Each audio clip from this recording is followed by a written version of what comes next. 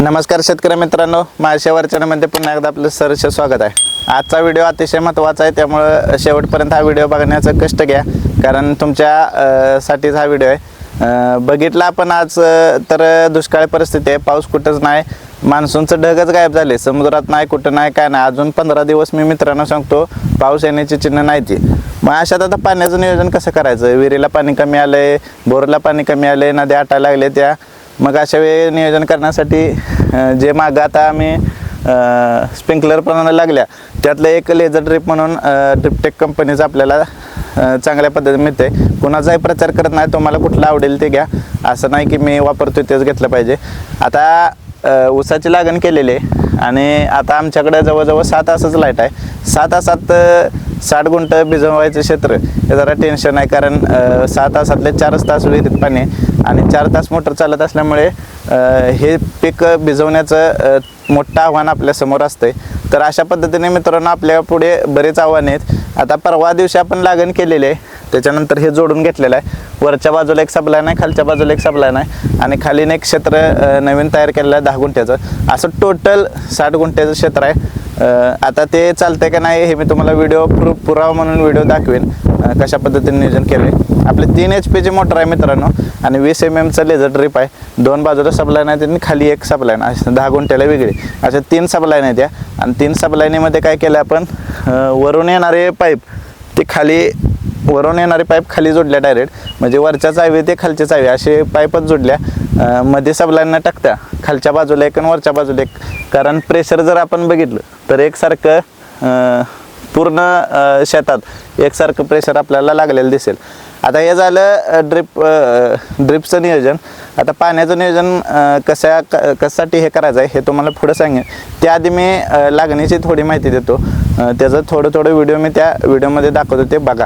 आता लागण करताना आपण काय केलं आहे, आपलं स्वतःचं बियाणं होतं, कांडी केलेली आपण 1 डोळ्याची आणि ती काय केल्या सरीला, आता ही सरीला आडवी लावल्या, आपण उभी लावतो म्हणजे सरीच्या रेषेतच आपण समांतर कांडी लावत असतो, तसं न करता आपण काय केले सरीला आडवी कांडी लावून केल्या, कारण त्याचा काय आपल्याला फायदा होणार आहे ते पुढच्या 5-6 महिन्यात आपल्याला कळेल। त्याचे फुटवे कसे येतात, काय फरक पडतो, म्हणजे उभ्या आणि आडवी कांडी लावल्या ते आपण पुढे बघणार आहोत। पण सरीला आपण आडवी कांडी लावलेली आहे मित्रांनो, व्हिडिओमध्ये बघा तुम्ही। दुसरी गोष्ट 6 फुटाची सरी आपली आणि 1.5 फुटावर आपण कांडी लावलेली आहे। आता 1.5 फूट अंतर ठेवताना आपण त्यांच्याजवळ 1.5 फुटाची काठी दिली, त्या अंतराने त्यांनी लावलेलं आहे। काय नाही म्हणजे कसं असते, जे रोजचे त्यात आहेत म्हणजे रोजचे लागणी करत असतात त्यांना अंदाज असतो 1.5 फूट किती, 2 फूट किती, त्यामुळे ते अंदाजावर सुद्धा अतिशय चांगल्या प्रकारे लावतात।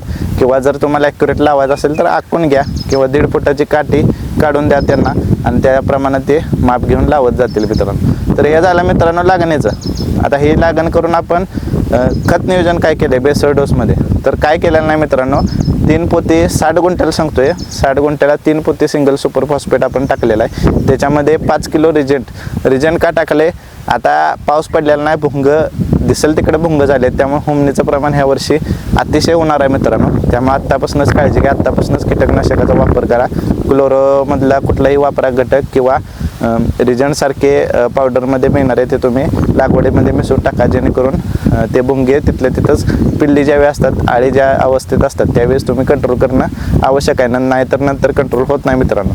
तर हे झालं रिजंट 5 किलो टाकण्याचं कारण।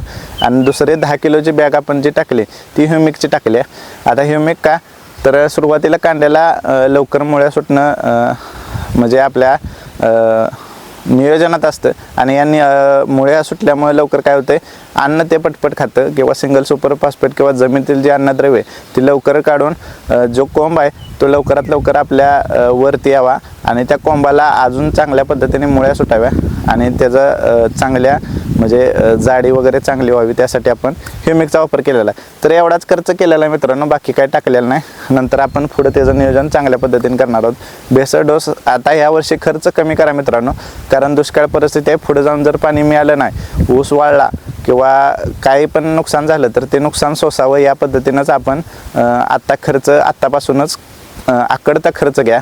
2 टनाचंच टार्गेट ठेवा, 3 टनाकडे जाऊ नका.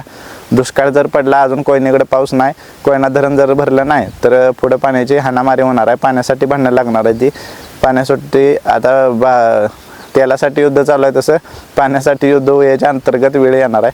त्यामुळं ह्या वर्षात जपून काढा. भयंकर दुष्काळ आहे. आता हे झालं लागणीचं नियोजन. आता आपण काय करणार आहे, जमीन उद्याच दिवस चांगली भिजवून घेणार आहे. आता आज 4 तास चालले, बंद पडेल. खालचं शेत भिजवून घेतलेलं आपण.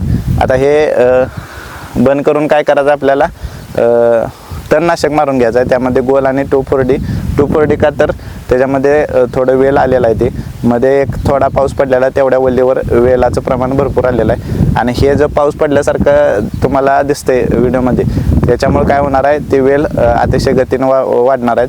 दुसरी गोष्ट त्याच्यात एक जाणवली मला, की जो ताक केला त्याच्यात चुकारीचं बी जे राहिलेलं ते उगवून आले. म्हणजे जमिनीत जास्त खाली गेलं तर ते बी वर आल्यामुळे काय झालं, ते उगवून यायला चालू झाले. आणि ह्याच्यामध्ये आता दुष्काळात हे नियोजन असंच केलं पाहिजे. कारण ह्याचा फायदा एक आहे की कमी वेळेत हे जास्त जमीन भिजवतं. तुम्हाला व्हिडिओमध्ये दिसत असेल, चांगल्या प्रकारे वल होत्या आणि वल ही खालीपर्यंत जाते. आणि पाऊस पडल्यागत वल झाल्यामुळं जमिनीचं तापमान पूर्ण खाली जाते, जेवढं आपल्याला तापमान उगवण्यासाठी लागते. आता उन्हाळ्यासारखं प्रचंड आहे आणि तेवढं तापमान आपल्या जमिनीला मिळालं तर ऊसाची उगवण आपल्याला चांगली होणार आहे. आणि कमी पाण्यात मित्रांनो चांगला ऊस येणार आहे. त्यासाठी हे लेझर ड्रिप वापरा, रेन पाईप वापरा. तुम्हाला जे शक्य असेल, स्प्रिंकलर असेल स्प्रिंकलर टाका, किंवा रेनगन 4 कोपऱ्यात लावून रेनगन वापरा. कुठलंही वापरा मित्रांनो, हरकत नाही, पण त्या पद्धतीने नियोजन करा. आता मी 6 बंडल आणलेले, त्याच्यात माझं 50 गुंठ झालं. आणि जे जुने बंडल होते मागच्या 3-4 वर्षाचे, ते मी नवीन रानात वापरले आहेत, जेणेकरून ते वाया जाऊ नये, त्याचासुद्धा वापर आपल्याला चांगल्या प्रकारे व्हावा. अशा रीतीने हे 15,000 नुसतं हे ठिबकचं नियोजन मित्रांनो माझं 60 गुंठ्याचं झाले.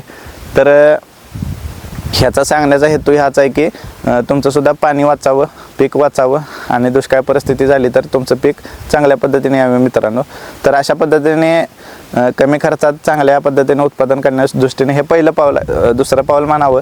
कारण मशागत हे पहिलं पाऊल असतं, बेसर डोस आणि लागण हे दुसरं पाऊल असतं. हे दुसरं पाऊल आपण चांगलं टाकलेलं आहे.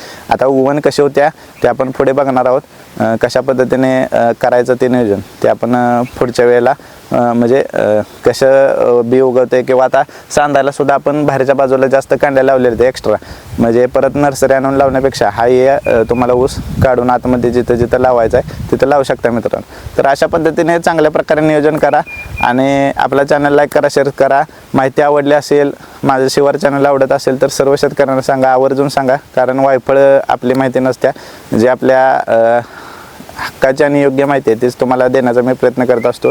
तर अशा पद्धतीने मित्रांनो आज इथे थांबूया. पुन्हा भेटूया लवकरच.